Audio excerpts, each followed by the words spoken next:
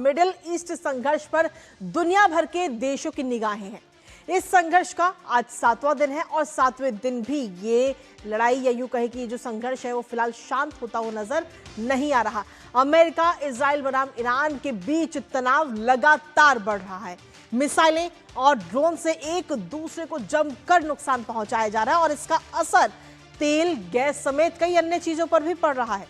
Middle east के तनाव भरे माहौल पर अब भारत का बयान भी सामने आ गया। रक्षा मंत्री राजनाथ सिंह ने कहा है कि हालात अभी असामान्य हैं। हालात किस तरफ जाएंगे अभी ये कहना बेहद मुश्किल है। और इसके साथ ही उन्होंने कहा कि इसका असर होर्मुज जल जमरू मध्य पर भी पड़ रहा है और ये क्षेत्र वैश्विक ऊर्जा सुरक्षा के लिए काफी अहम है। इस क्षेत्र में कोई रुकावट आती है तो इसका सीधा असर तेल और गैस की आपूर्ति पर पड़ता है। इस पूरी खबर को लेकर क्या है लेटेस्ट अपडेट जानेंगे अपने सहयोगी से। उससे पहले आपको दिखाते हैं बदल रहा ग्लोबल ऑर्डर।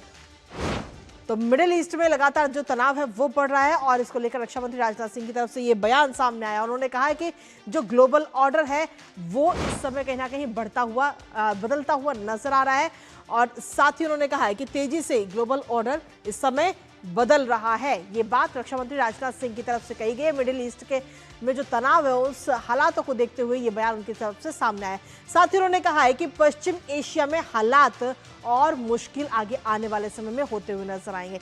इसके साथ ही स्ट्रेट ऑफ हॉर्मुज के बंद होने से तेल और गैस का संकट भी बना हुआ है। ये बात भी उनकी तरफ से कही गई क्योंकि समुद्र जो है वो रणनीतिक दबदबे का केंद्र इस समय बनता हुआ नजर आ रहा है। हालांकि इन सब के बीच में कई सारी चुनौतियां भी हैं जिनका सामना भी करना होगा और इन बदलती स्थितियों को समझना बेहद जरूरी है।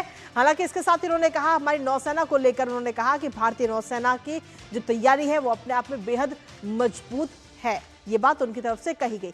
लेकिन इसके साथ ही अगर हम देखें तो ईरान में इजराइल ने भारी तबाही इस समय मचाई हुई है। इस समय अगर हम देखें तो 7वां दिन है इस संघर्ष का और आईएफ ने लेबनान में 26 मिसाइलें दागी हैं। एक नहीं, दो नहीं, बल्कि 26 मिसाइलें। और इसके साथ ही हिजबुल्लाह के यूएवी स्टोर पर भी ये जोरदार हमला हुआ है। ईरान की तरफ से ये हमला किया गया है जिससे हिजबुल्लाह के जो आतंकी ठिकाने उनको निशाना इसमें बनाया गया है।